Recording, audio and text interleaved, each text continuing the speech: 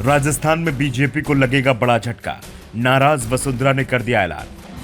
Party की बैठक से वसुंधरा राजे सिंधिया ने बनाई दूरी, बुलाने पर भी नहीं गई।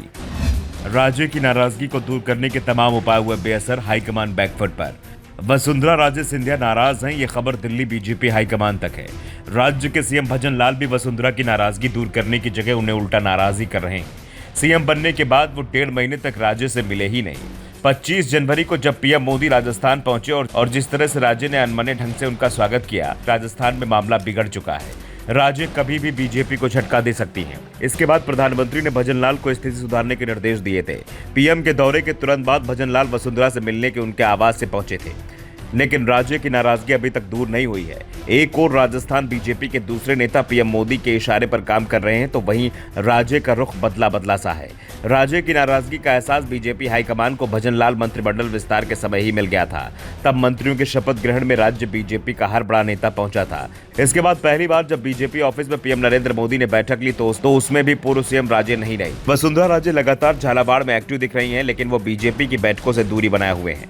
पूर्व सीएम वसुंधरा राजे जब बीजेपी की बैठकों में नहीं दिखी तो उसे बड़े संकेत के रूप में देखा जाने लगा था। मगर राजस्थान बीजेपी के प्रवक्ता लक्ष्मीकांत भारद्वाज का दावा है कि हर बार वसुंधरा राजे को बैठक का निमंत्रण मिला था।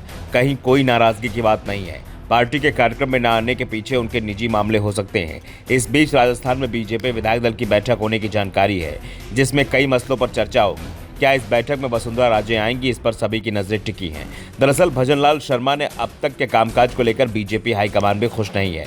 पार्टी ने इस बार अपने दिग्गजों को किनारे लगाकर विष्णु देसाई को छत्तीसगढ़, मोहन यादव को मध्य प्रदेश और भजन लाल शर्मा को राजस्थान का सीएम बनाया था। इनमें से बीजेपी की उम्मीदों पर अभी तक सिर्फ मोहन यादव ही खरे उतरते दिखाई दे रहे हैं, जबकि विष्णु देसाई के कामकाज को भी ठीक नहीं माना जा रहा है।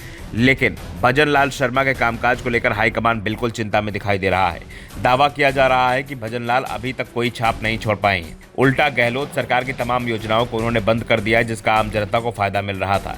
योजनाएं छत्तीसगढ़ में भी बदली गई, लेकिन जो योजना बंद की गई उसकी जगह उससे बेहतर योजना विष्णु देसाई लेकर आए। लेकिन राजस्थान सरकार कोई ऐसी योजना अभी तक लेकर नहीं आई जो गेम चेंजर कही जा सके।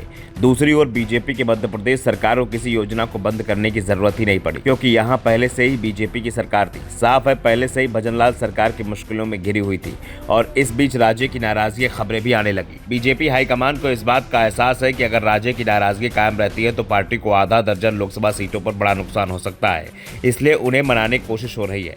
पार्टी अध्यक्ष जेपी नड्डा राजे सिंधिया को मनाने में जुटे हुए हैं। हाईकमान की ओर से राज्य बीजेपी के सभी नेताओं को भी सख्त निर्देश दिए गए हैं कि वो राज्यों को लेकर कोई भी बयानबाजी ना करें। इसका असर भी दिखाई दे रहा है। वैसे हाईकमान की ओर से पहले ही साफ हो चुका है कि झालावाड़ लोकसभा सीट से पार्टी एक बार फिर से वसुंधरा के बेटे दुष्यंत सिंह को चुनाव मैदान में उतारेगी। Bureau report, the Navdarpan news.